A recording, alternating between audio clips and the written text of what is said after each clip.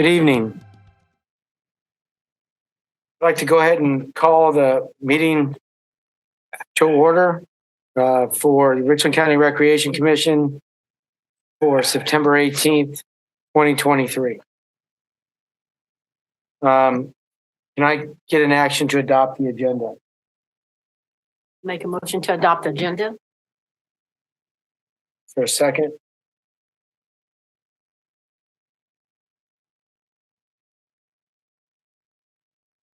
Second.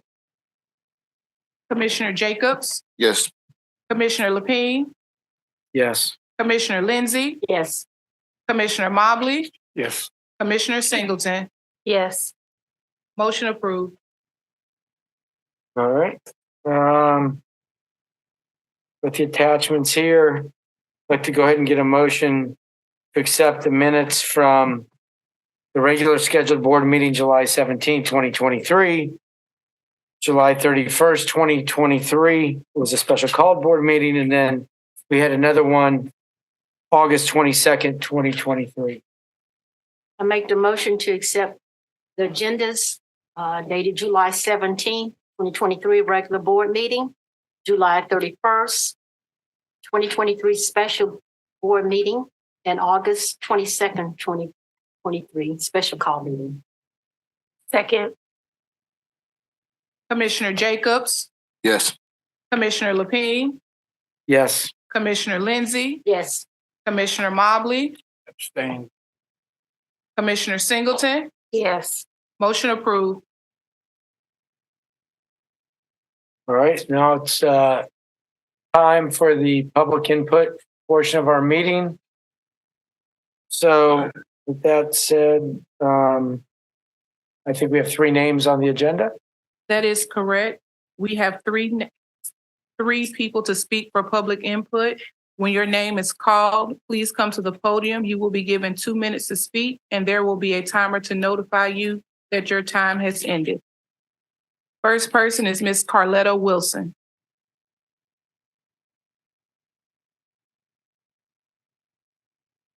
Good afternoon. Afternoon. I want to say a special thanks to commissioners and RC and RC staff that came to the work session at Hopkins Park in August. Requesting recent input about the future status of our pool and look forward to update tonight. We are still waiting on some responses from RC about the concerns that were stated at previous meetings. One was at 2008. What's the status of that? And the funds available, etc. And that's one of my concerns, that we don't always get a response back to things that we asked for and inquired about. So I wanted to call and speak on that. Security systems at the parks, some are inoperable, and that's not good, especially in the rural areas or any areas. At night, when people are working alone, got to come out, and it's dark and no security. Okay? The computer system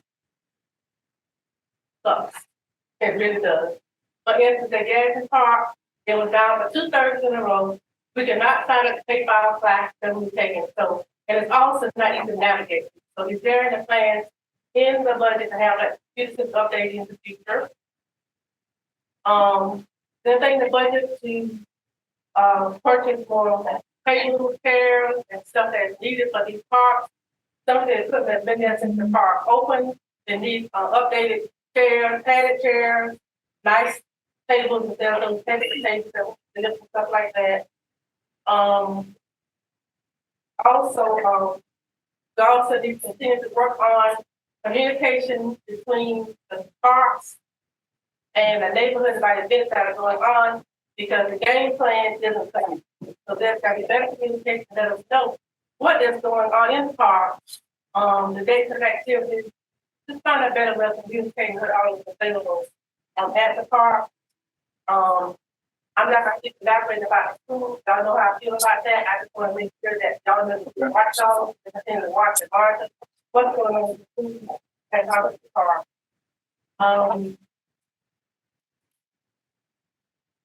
Alright, that was fine. Which is very useful because you have a lot to say, but like I said, you guys know how I feel about predictions. I just want to make sure that you guys, are here, make sure that we all accountable for what's going on with RC and with our community. Thank you. Thank you. Thank you. Thank you. The next person is Miss Helen Taylor Bradley.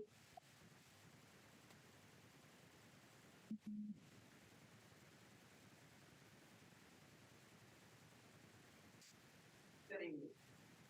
Good evening. I think we all need to start. However, just dumbfounded as I was when we got there and when we got to the last. I have yet to, I mean, pardon me, having some trouble. Sorry, shut up. Yeah, y'all. Testing.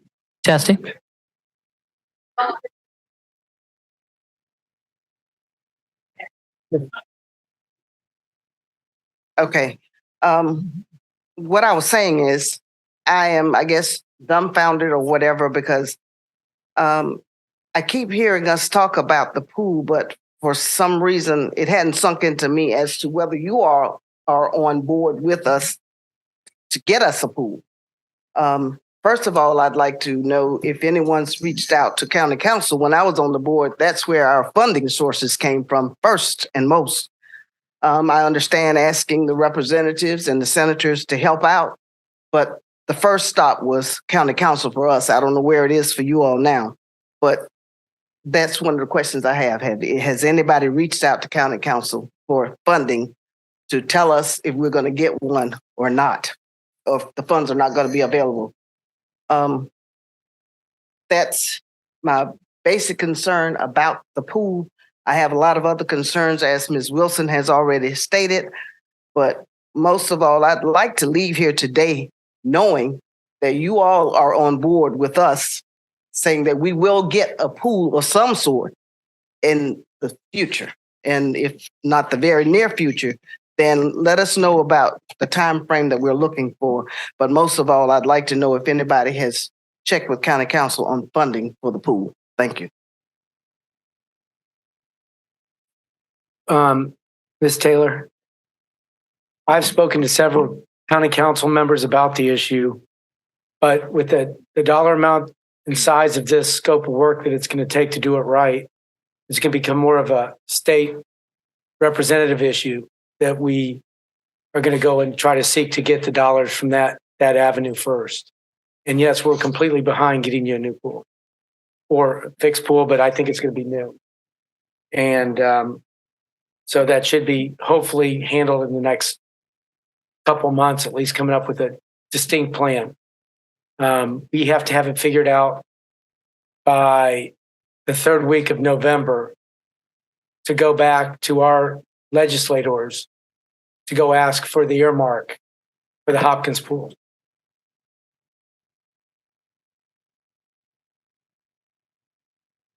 Next. The next person is Mr. Daryl Davis.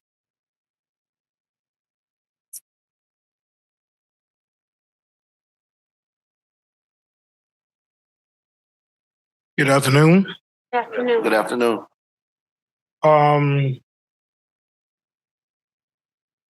Where are we at this point? Has anyone actually any money as far as getting this pool built, and as what steps have we taken as far as from the last time we met as far as getting the pool done and started? Because what I don't want to do is for us to keep coming up here asking the same old questions. And we get in this little roller coaster thing just going around telling us what we want to hear and what we want to see. Now, we done been here to pick out the pool. At the last meeting, supposed to pick out the pool, see which one we want. Then we were supposed to be, I'm assuming, coming up with where we want to put the pool. But, you know, I was hearing rumors that we wanted to have something down on Garners Fair Road and Aquatic Center or whatever built down there. But I need to know where we at with this pool going into Hopkins. And why hasn't anyone, as far as the last director and this director, approach any of the senators about funding for the pool, which that has not been happening. Because I was told personally by Senator Jackson, nobody requested any money for the pool. And it was there any money left over from the grant that was supposed to be helping Hopkins rebuild a pool, because we're supposed to be way ahead of this game here now. And we don't want to get this other pool repair and all the other stuff. So I need to know, where is the ball? Where are we at? Nobody asking the senators, not a legislation, but no money at all. I was told by Senator Jackson at the last meeting, nobody requested no money. So how in the world are we planning on getting a pool built or getting a pool started? Ain't nobody asking. Can somebody put me in the right place? I'm gonna say- You can help. So, Mr. Davis, Yes, sir. two things. One is I wanted to publicly thank Commissioner Jacobs for really taking the ball and running with setting up the meeting down at Hopkins last month. And to that point, he might want to give you a few answers to what you just asked. So I'll let him speak. And if there's anything I need to add on, I will. All right. First, let me say, Mr. Davis, thank you and everyone from Hopkins for coming up this evening and continuing to let us know your concerns as it relates to the pool. Since the last meeting, when we were there, we have met back with that design company. And so they will bring us 3 different designs for us to bring to you all within the next month or so that we can know how much it will cost, so that we are able to go from County Council and Senator Jackson and Representative Johnson as it relates to getting with our legislative delegation for funding for the pool. So we've already did everything since the last meeting.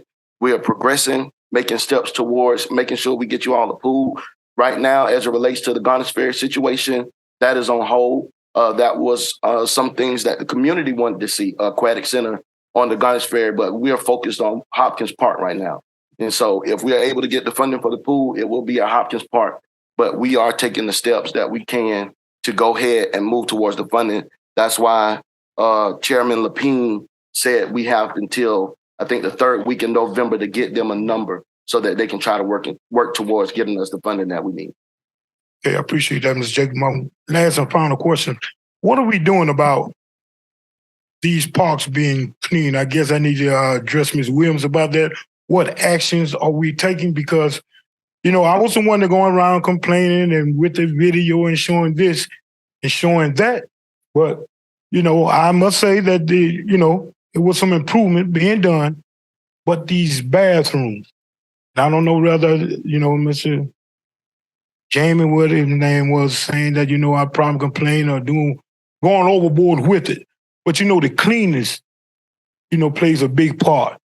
And these, when we got these germs and COVID coming back around, what steps are we taking to make sure that these parks and these bathrooms are being clean? Because right now, they are filthy. These don't go over to Fires Gate. That's one place. Don't go over here to Polo. Go over here to the park over here. They're not being clean. And, I'm not trying to come down on nobody or trying to pick on nobody, but they have to be accountable, for the cleanliness of these parks and their job. And I need to try to find out what steps that we're taking as far as them, getting these parks clean and maintained like they're supposed to be, because they're not being clean at all. I would like to do this. I would like to apologize for my action at the meeting at Hopkins, but, certain things, it was supposed to be based on our meeting and not a political thing with the other agendas. You understand me? So I apologize for, yelling out, but in a way, I don't want to apologize because I feel like I was right. Then again, I want to apologize for my actions, at the last meeting. So other than that, you have any answers as far as? I'll get Ms. Williams to address that at our next meeting, but cleanliness is one of my biggest things too. So I'm 110% behind the comments that you made. Okay then. Thank you. Thank you. And I'll even give Mr. Davis a call. Okay. That is all the public input we have for tonight. Let me piggyback on that. On the last meeting that we had, I told Hopkins people that I was going to read this letter and put it into the meeting, into the minutes. This letter was from Ms. Yvonne Brown, Dr. Yvonne P. Brown, and it was sent to the commissioners on June 19th, 2023. And I told y'all last week, I just got the letter at the meeting last week. I just got this letter. Dear commissioners, I am writing to you about the grave concern of your closing of the Hopkins Park swimming pool due to safety and maintenance reasons. This has denied the local children and families the use of beneficial recreation and exercise for the summer and months to come. We are mostly unsure of your future intent to make this recreation operation available in the future. As I look back, I can see that this is a problem that has been long coming. When my husband and I moved to the area in 1997, we did not know there was a community pool in our community. By 2000, I was volunteering in the daycare and after-school program at our church, New Light Beulah Baptist Church on Congaree Road in Hopkins. Our children who were in our care programs were able to go to the pool in the summers on Friday. Needless to say, they look forward to this outing. Even in 2000, if the children did not wear their swim shoes, they returned with irritated feet because of the rough pool bottom. The pool needed some serious maintenance work 23 years ago. Last summer, 2022, the seniors were able to get some limited time in the pool for exercise. It was only after the continued request of the members of the local citizens that it was possible for them to get this opportunity. I can only attribute this current dilemma to poor management and inequity for upkeep from those who plan for the pools in the annual budget. The Hopkins pool has been in decline for over 2 decades with no line item in the budget for repair or replacement. Now, your offer of alternative resources outside of the community is laughable. If it were not so unreasonable, the distance to these other facilities is not a good, viable opportunity for most of the citizens who utilize the Hopkins site. Plus, the closing does not offer an insight as to when the pool will get their pool back, when the park will get their pool back. My request is that the Hopkins pool be put into the 23-24 budget for upgrade or replacement. Additionally, each year this recreation facility needs to appear in the budget with maintenance and staffing to operate this site efficiently. I am very concerned about the Hopkins pool closing and its withdrawal of a vital recreational outlet for our children, teens, and adults in our community. Please give it your immediate attention. Dr. Yvonne P. Brown. And I'm introducing this to the record, for the record. All right. We'll get our financial report, please.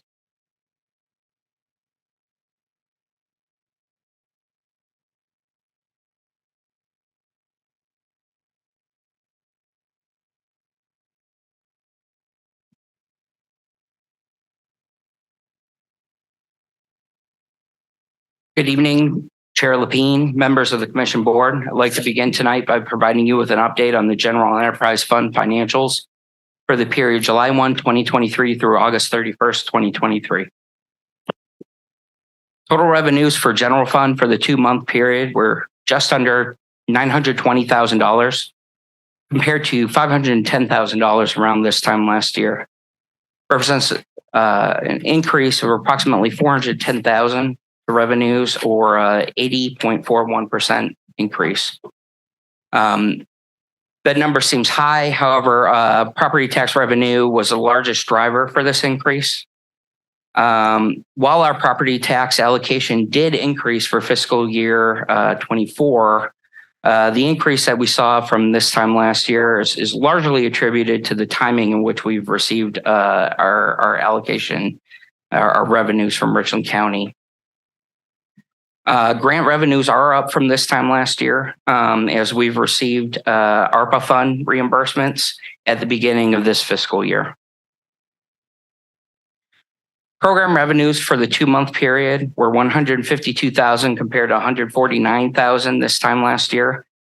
Represents approximately $2,900 increase in revenues, or 1.9%.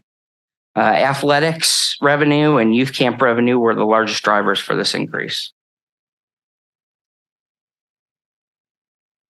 Total general fund expenditures for this period were $2.2 million compared to $2.4 million this time last year.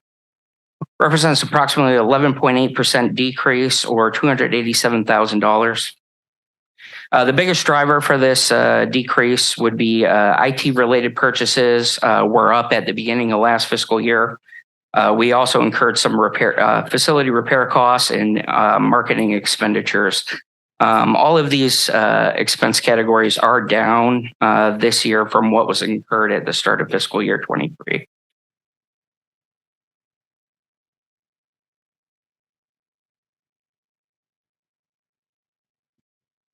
Enterprise fund revenues for the current period were $201,000 compared to $209,000 this time last year.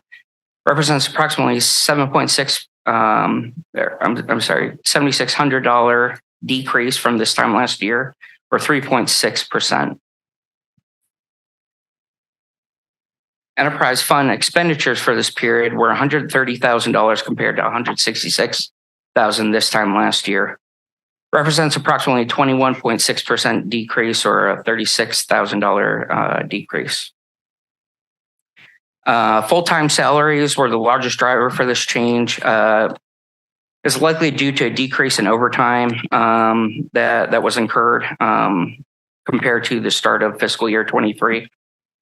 Fleet expenses, specifically fuel costs and Gulf operating expenses related to the cost of inventory, are also down compared to what we incurred at the beginning of fiscal year 23.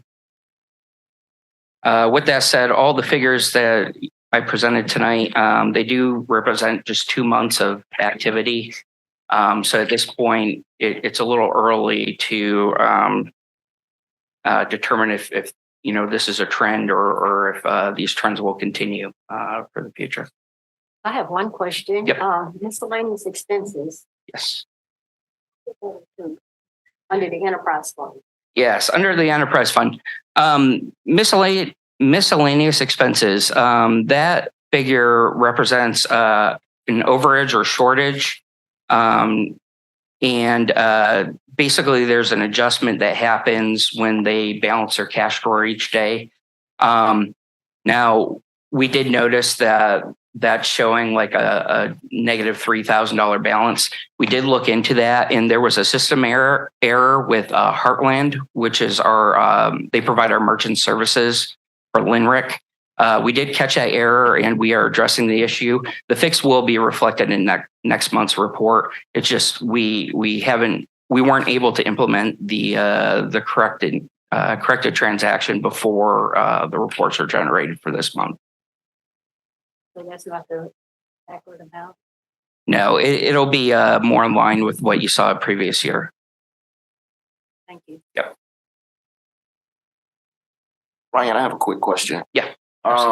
And this may not be in regards, I know you said this is over 2 months time, but are we working towards figuring out a way that we can permanent staff in our landscaping area, our building and maintenance area, where we have permanent staff reserved, or instead of having contracted staff? Are we working towards trying to get more people that's in-house on our staff?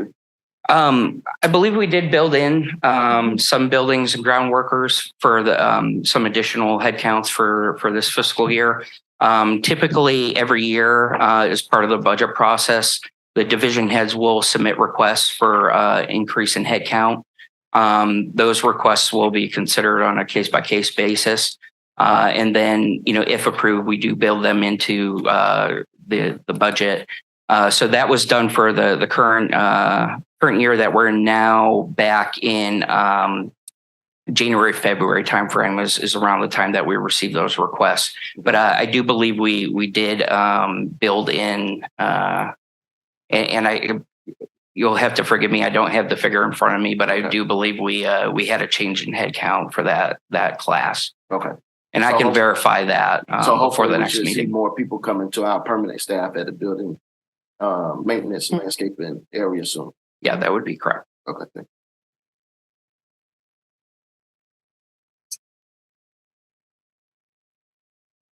Thank you. Thank you, Ryan. We had some unfinished business to go over. We need to take action on the request for waiver of facility fees for Royal Scholars Homeschool Association. Tamika, can you go through that with us, please? Yes, so this item was deferred from the July meeting because it was questioned if they had charged a fee. Yes, they do charge a fee of $65 per child. So they're requesting to use St. Andrews Park from, if they're approved, the current date. They're on Fridays are the set days that they are requesting up until April 23rd of 2024.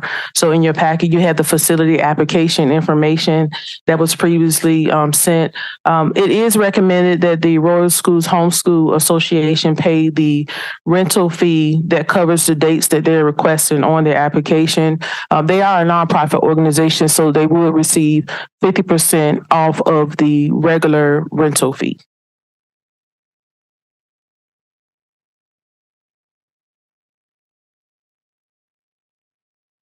Any questions?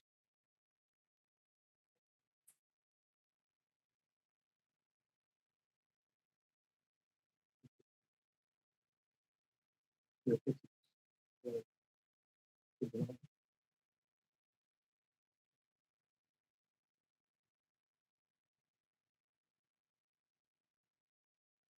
there a motion? I make a motion that we deny the full waiver due to the fact that they're charging $65 per child. And we are only charging them the 50% rate because they're 501c. Second. Commissioner Anderson, Yes. Commissioner Jacobs, Yes. Commissioner Lapine, Yes. Commissioner Lindsey, Yes. Commissioner Miller, No. Commissioner Mobley, Commissioner Singleton. Yes. Motion approved. All right, so we'll move into new business. So we have a request for waiver of facility fees for the Leroy S. McCoy Senior Hope Foundation. Yes, so the request for waiver of fees, Leroy S. McCoy Senior Hope Foundation is requesting, they're a nonprofit organization that's requesting to use North Springs Park field and a classroom to hold like a fall festival fun day event on Saturday, October the 23rd. The 21st, 2023 from 11 a.m. to 4 p.m. This is a fundraising event to assist their efforts in providing resources and services to the public. It is recommended that their request is approved for waiver of fees. Hear from that organization, the foundation? Yes, he is. Mind speaking? Yes. And you should in your packet have all the attached information in the application packet. Good evening, everyone. Is it all right if I hand y'all some information? It's got some flyers and some brochures just so y'all can get a little bit more familiar about what we do.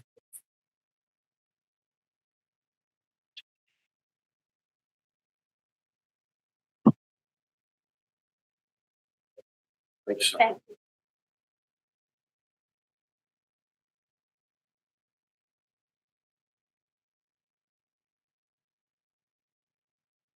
Once again, good evening. My name is Leroy Scott McCoy Jr.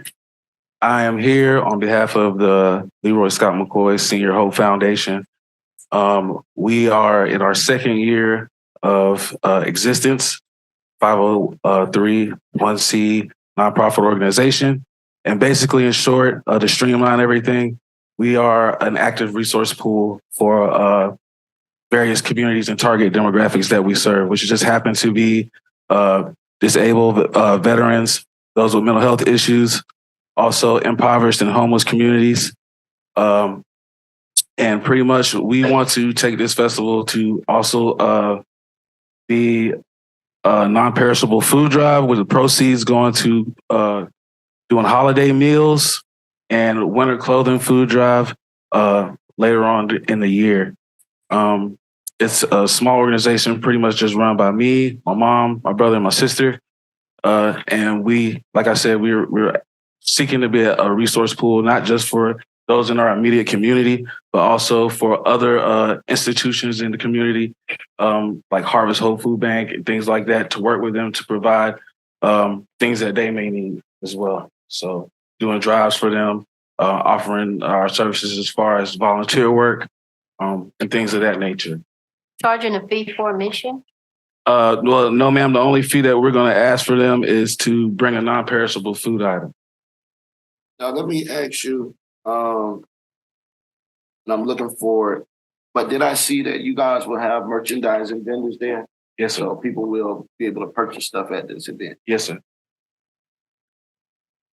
We are also wanting to have public awareness vendors out there. As he said, we wanted to do a community event. So we would also like to have state agencies out there, public information providers, or people who can provide information to the community about, the different, related to the different services we provide. We also want to have activities for the children. We would like to have a bounce house out there. We would like to have a gaming station. We would also like to have kids and families dress in family-friendly costumes and do trick-or-treating out there. But the big thing is that we want it to be a community event where people can come, they can relax, have a good time, and learn, learn of ways that they can, help themselves. Yeah. How do you expect to make money?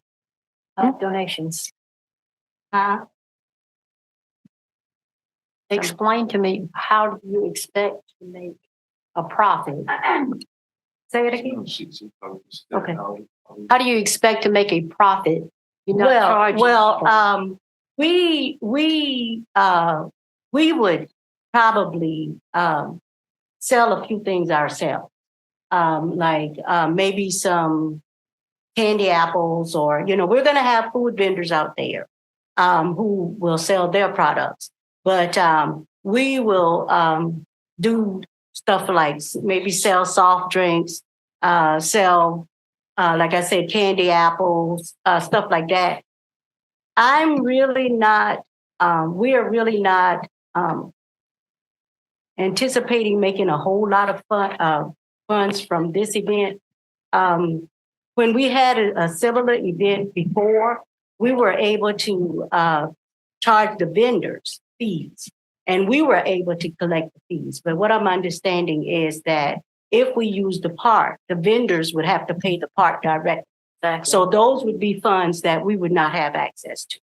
And so for this event, it may not be as profitable to us money-wise, but if we could have people bring like the canned goods or non-perishable food items, we could take those things and we could work with existing agencies and organizations to provide holiday meals, stuff like that. So, we're not expecting to make a whole lot of money. But again, it's an opportunity to educate the community, to give them a chance to come out and have fun. We will have some live entertainment. We will have a DJ out there.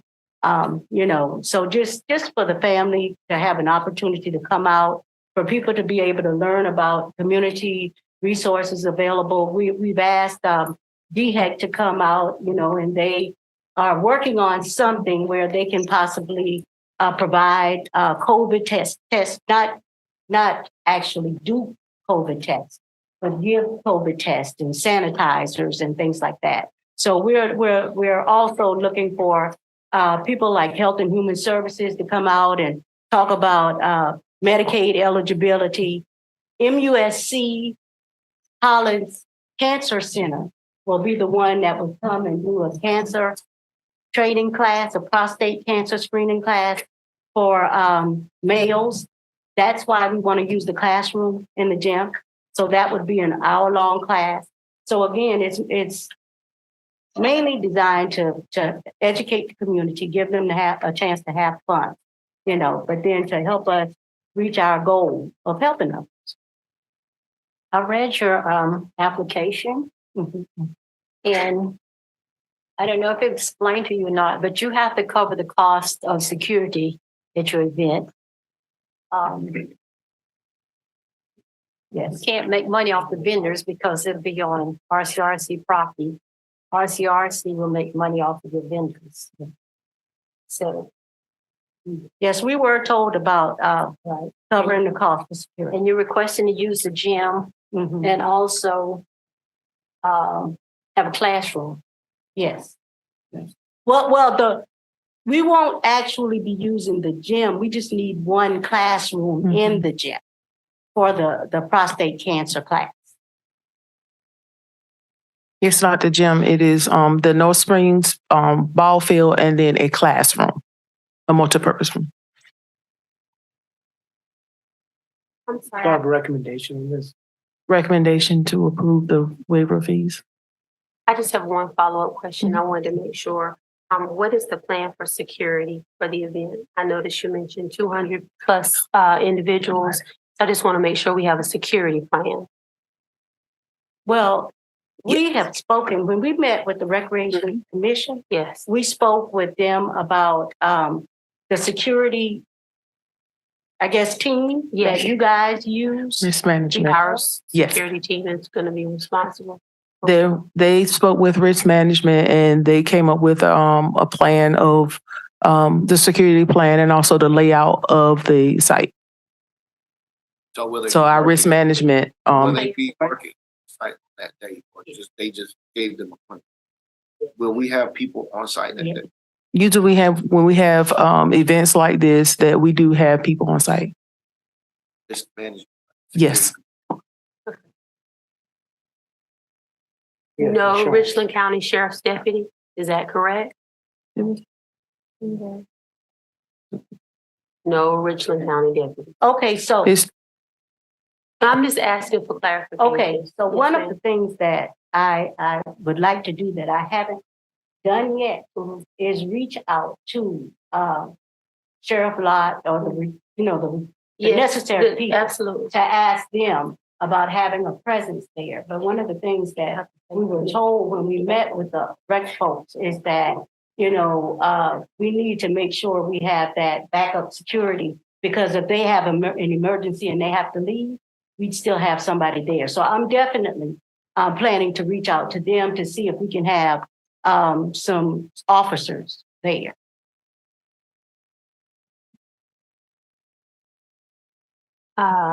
That does give me pause. That concerns me. I think at this point, with 200 plus people planning for attendance, I think we need to have a security plan available. You got something, LaShance? I see you. Sorry. No, sorry. Latasha. I'm sorry. I know we're going to ask them, but I want to make sure that.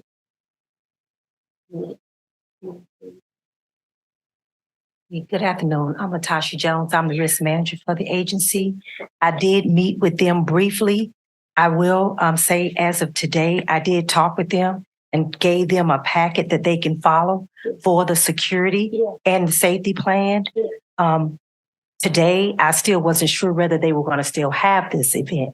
I have not even gotten a security plan back yet, but if they're going to have the event, I told them I will work with them In addition to security, I was going to also have the safety monitors out there. There are certified crowd managers. And so anytime we have an X amount of people, you have to have crowd managers as well. Right. So they would need security as well as the crowd managers. Yes.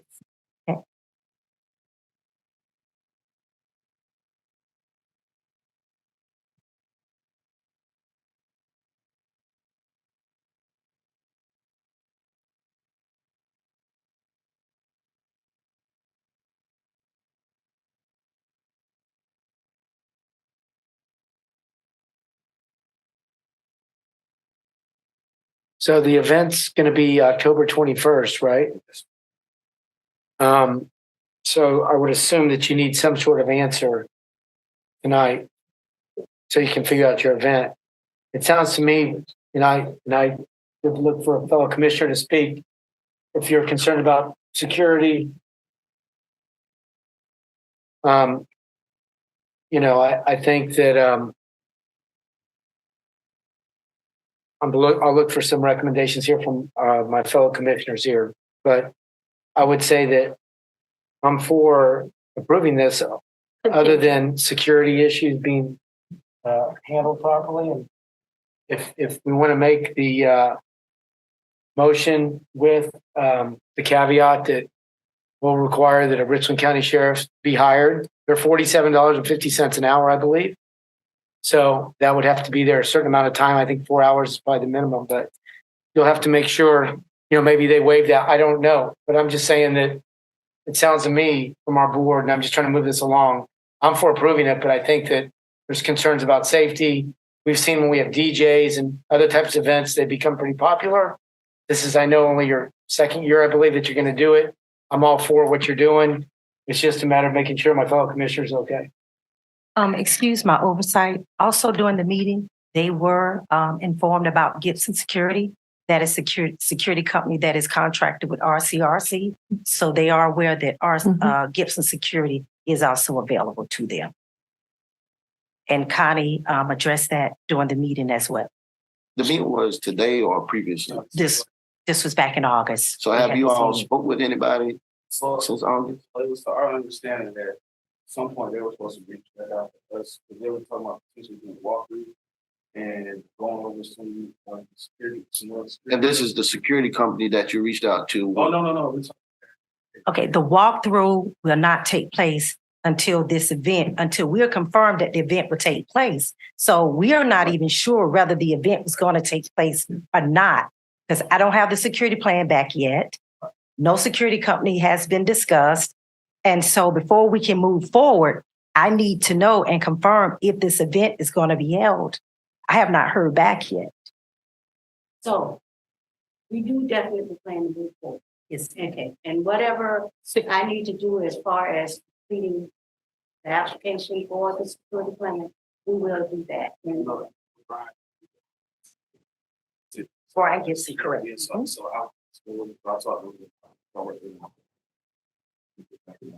And I understand, but although he may be a personal friend, but because this is through RCRC, he's going to have to come through the agency and be contracted. Yes, sir. It's okay.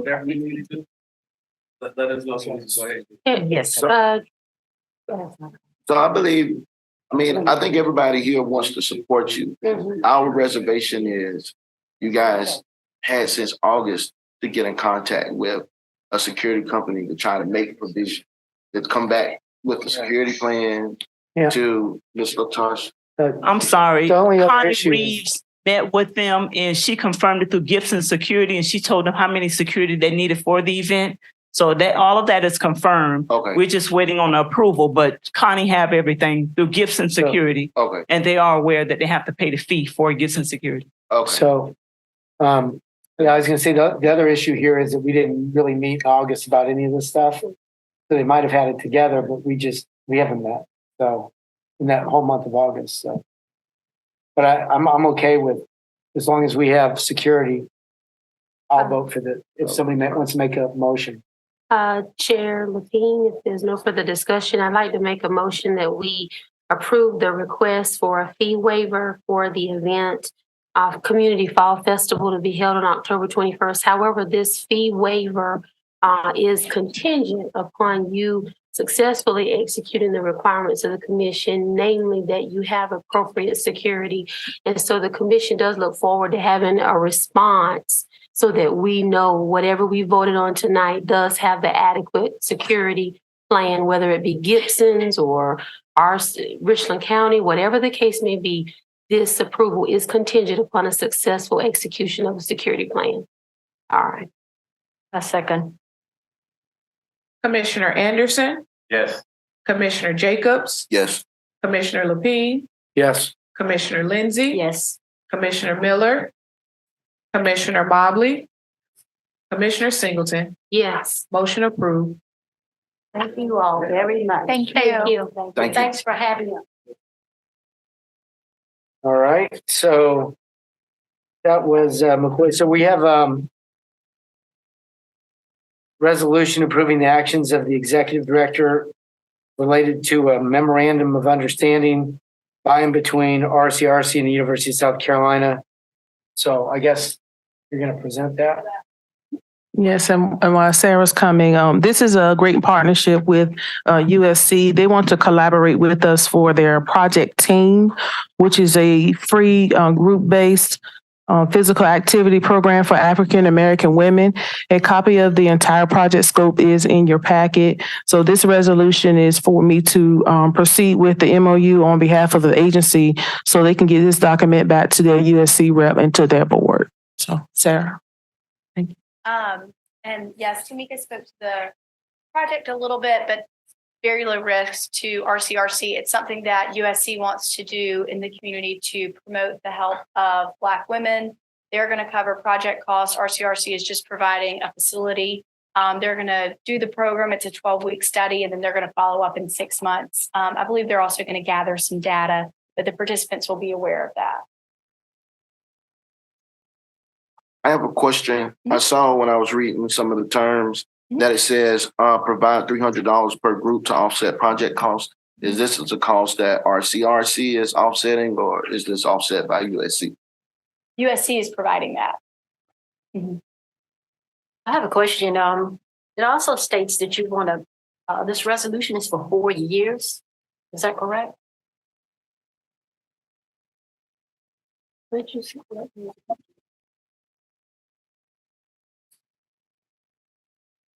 Yeah, it So the says on number summary of 2 right terms. here. That's what I said.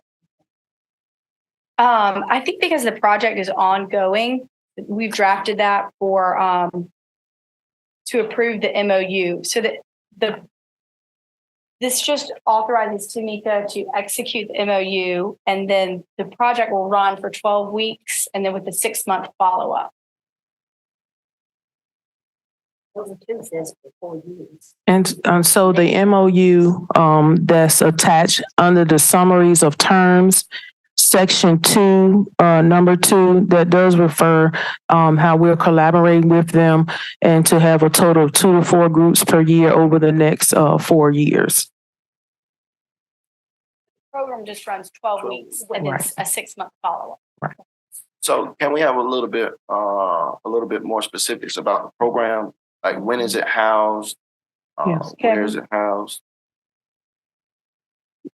Kevin Callan, Recreation Superintendent, is going to come up. He's been working with them on this.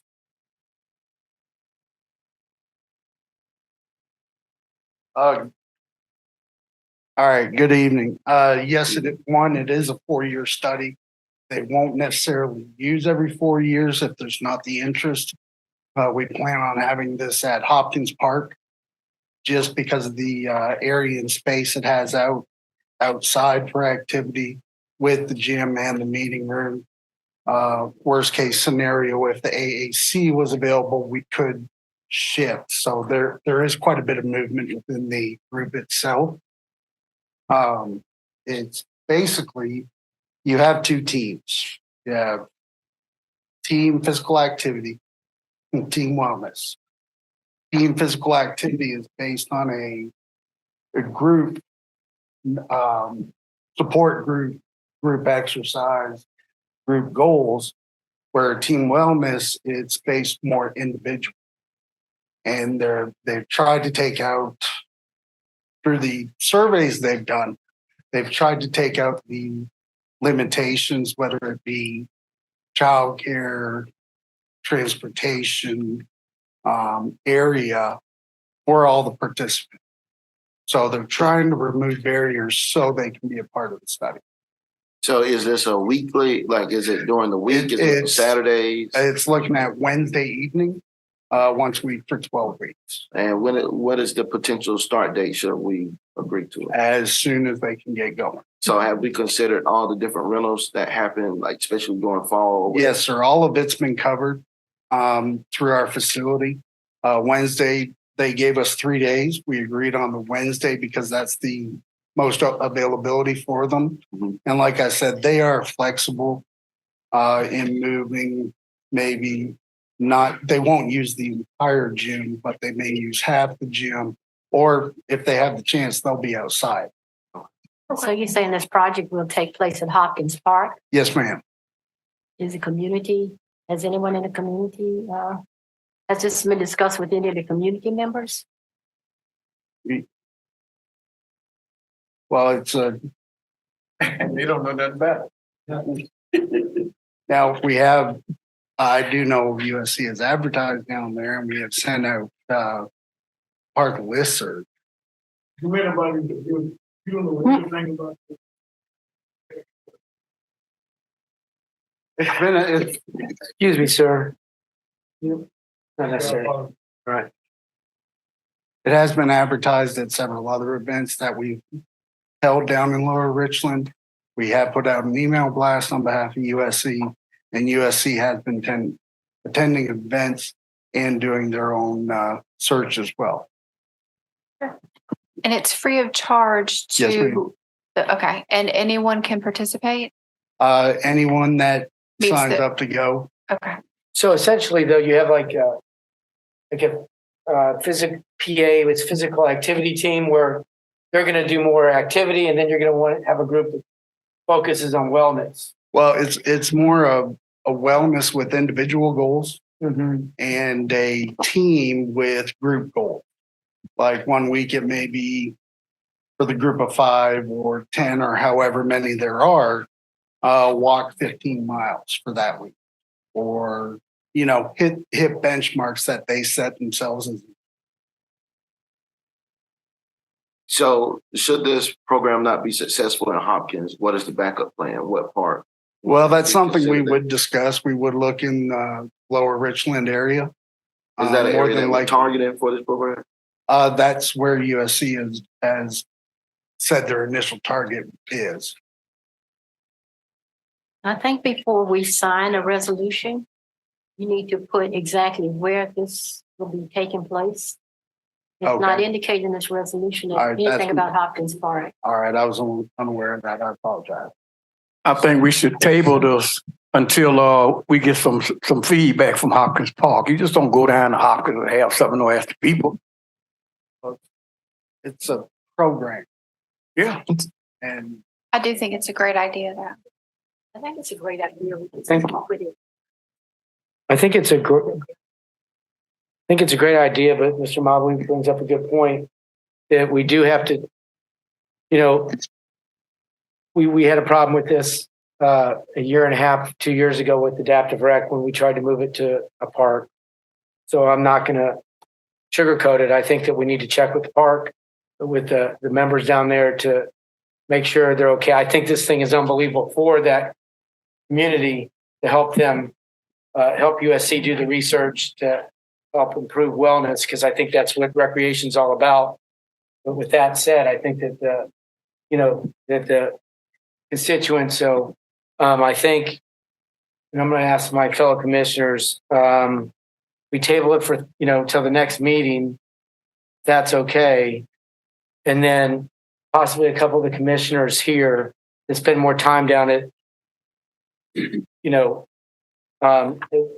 at Hopkins. And if there's going to be a backup, we have a backup, as you suggested, just to make sure that everybody's happy. But I don't want, this thing's like a great thing. And every time I think something's great, it's not. So I think that it's important to make everybody happy here. So Yeah, I do too. I think you and Commissioner Miller need to go down to Hopkins and discuss that. Oh, interesting. I think I suggested we table it until further study and get back with you, but you might want to include in the resolution a location of the project. That's a great project. Thank you. Most certainly will. And we'll get back with USC on what you had discussed tonight.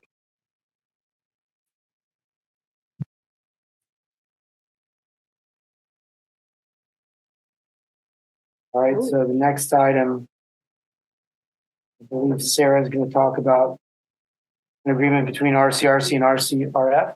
Yeah, this is an operating agreement between RCRC and RCRF, which is the foundation that supports RCRC. They're a 501c3 foundation. There are different types of 501c3 foundations. This particular foundation is founded for the purpose of supporting RCRC. A lot of times people don't feel comfortable necessarily making a donation to a governmental entity, and they're more willing to make a donation to a 501c3. Though both are tax deductible, sometimes people feel strongly about donating specifically to a 501c3. That was the reasoning behind the creation of the foundation. The foundation was created, I believe, over 20 years ago. Our firm was not involved in the creation of it or in drafting the original operating agreement, but we were asked to take a look at the operating agreement and just kind of refresh it. It is a bit of a boilerplate. A lot of times when people apply for grants and they say we are supporting foundation, the grant application will require you to attach the operating agreement. And so this sets forth some of the terms of the interplay between the foundation, the commission. It sets forth things such as use of the name. The foundation cannot raise funds on behalf of the commission without the commission's permission. When they are conducting official business, it needs to be clear that it is, the foundation conducting business.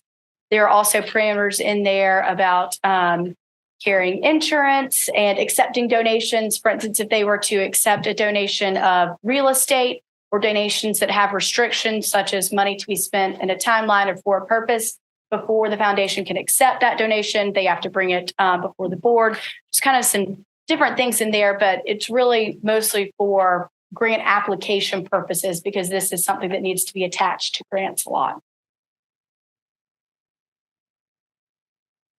Happy to take any questions.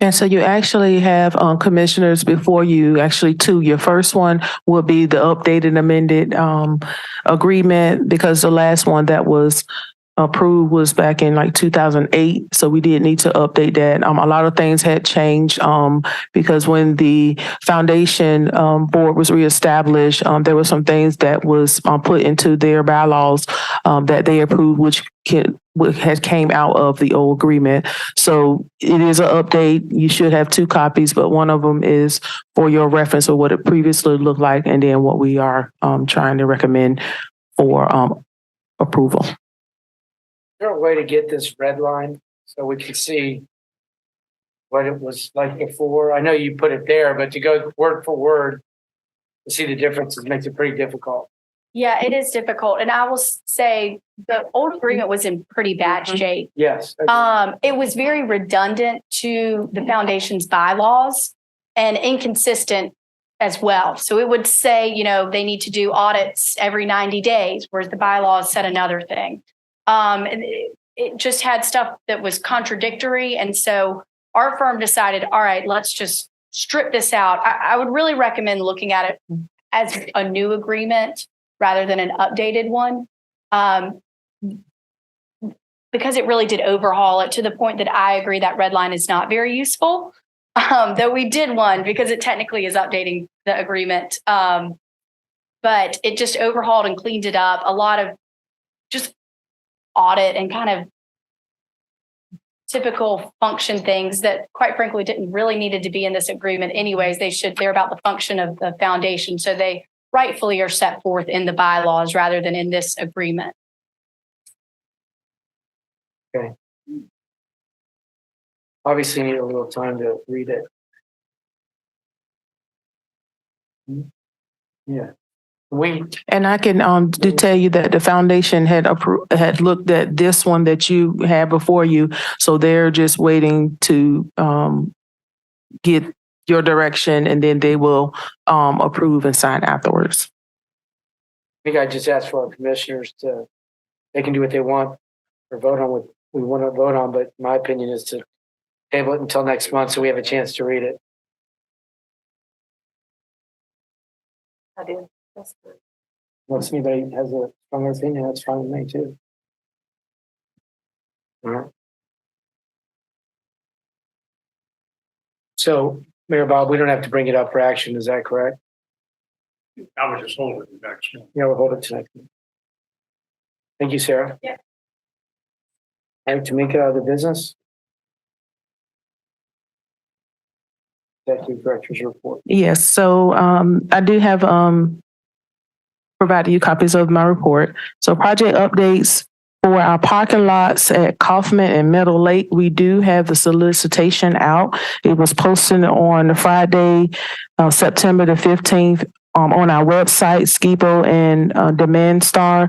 We will have pre-bid meetings that will be held on September the 22nd at the sites, and the deadline for the invitation of bid or the IFB, it will be on October the 6th. So we are moving forward with getting the parking lots solicitation information finalized for Meadow Lake and Kaufman.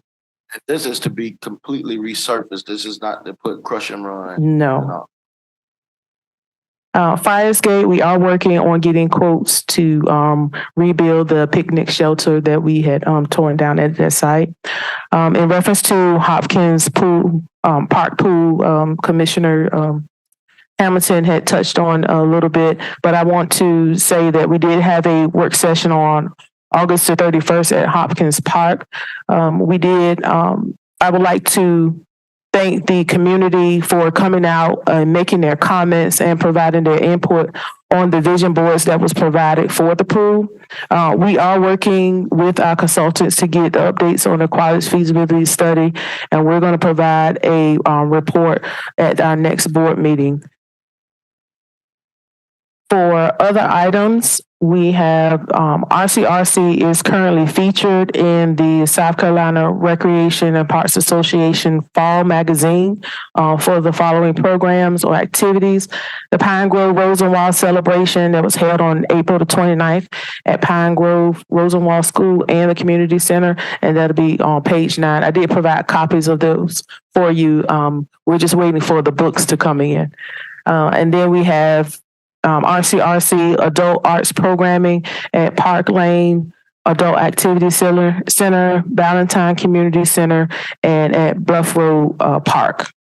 So those were featured in the state's Parks and Recreation magazine. And that concludes my report.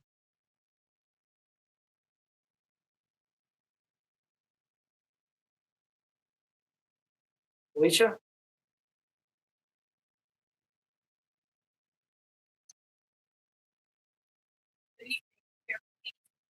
Commissioners, let's go over a few events that we posted as the agency. On August the 1st, we hosted National Night Outs. We had them throughout the agency. We celebrated here at Park Lane Adult Activity Center. We also celebrated at the Gaston Community Center, Pine Grove Community Center, Hopkins Park, Eastover Park, and we also had an event at the Haskell Heights Baptist Church. And we'd like to say thank you to the Richland County Sheriff Department for assisting with hosting those events. On August the 3rd, 4th, and the 12th, we hosted several drive-through back-to-school bashes. We'd like to say thank you to our parks. At Meadow Lake, we issued 288 book bags. At Friarsgate Park, we issued 250. And at Eastover Park, we issued 150 book bags to assist students returning back to school. Teen Time Cooking Class was held at Bluff Road Park on August the 4th, and they had 8 teenagers in attendance learning how to cook. On August the 5th, we had Community Fitness Day. Let's Get Moving, and that was held at North Springs Park. And they had at least 60 people in attendance. Love Yourself Health and Wellness event was held on August the 21st here at the Park Lane Adult Activity Center. They had 95 people in attendance and over 19 vendors. Community Awareness Avoiding Scams was held at Bluff Road Park on August the 22nd, and they had 6 people in attendance. Garners Ferry Adult Activity Center hosted an annual all-white affair. This event was held on August the 25th.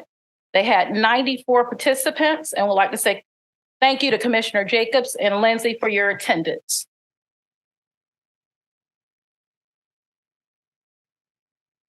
Cycle for Sickle Cell was held at Eastover Park on August the 26th. They had over 100 people in attendance for this event. Would like to say thank you to the Eastover Park staff and a special thank you to Richland County Sheriff Department.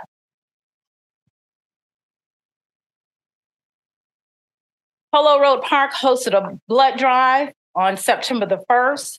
They had 11 people to donate blood. This past week, from 9/11 to 9/15, we hosted senior games. The seniors, we had over 150 people in attendance. Of that 150 people, we had 22 seniors that were 80 and older. The 2 oldest seniors in attendance were 97 years old, and the oldest participant that we had was 95 years old. That was Miss Claire. She ran a 50-meter run, and if you had seen her, she was a ball of energy at 95. We also have some participants that are here. I know Ms. Brown walked out, but Ms. Carletta, you would stand up, you were in attendance. And Ms. Alton Brown was in attendance as well. But we'd like to say thank you to our top sponsor, which was Humana. And I have to recognize the Garners Ferry Road Adult Activity Center. They still have bragging rights for chair volleyball. Ms. Demetrius, she's gonna stand up and represent. So they won first place. So we'd like to say congratulations to them. We also like to acknowledge second place winners, Park Lane Adult Activity Center, and coming in third place was the Drew Wellness Center. So Garners Ferry Road, continue to take your bow and congratulations.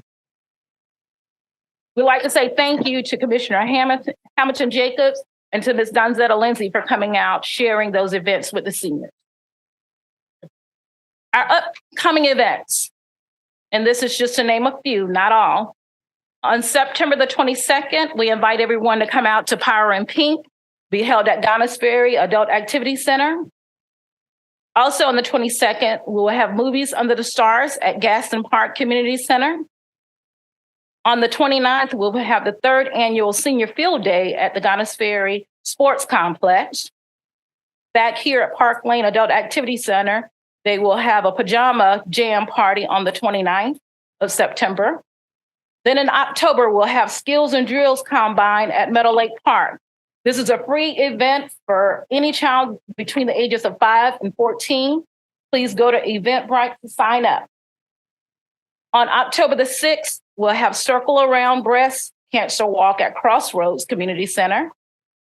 And there's one other popcorn and movie night at Hopkins on September the 30th. I heard you, Ms. Wilson. On October the 7th, we'll have the 7th annual Kick Out Cancer Kickball Classic at Kelly Mills Soccer Complex. And also on the 7th, we'll have Fall Festival at Blythewood Park.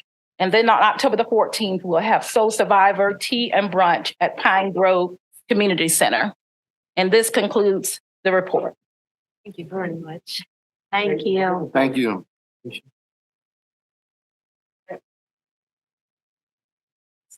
All right, I think with that we go into executive session. Make a motion for that? Yes. Make a motion? I'd like to make a motion to go into executive session. Second. Commissioner Anderson. Yes. Commissioner Jacobs, Yes. Commissioner Lapine, Yes. Commissioner Lindsey, Yes. Commissioner Miller, Yes. Commissioner Mobley, Commissioner Singleton. Yes. Motion approved.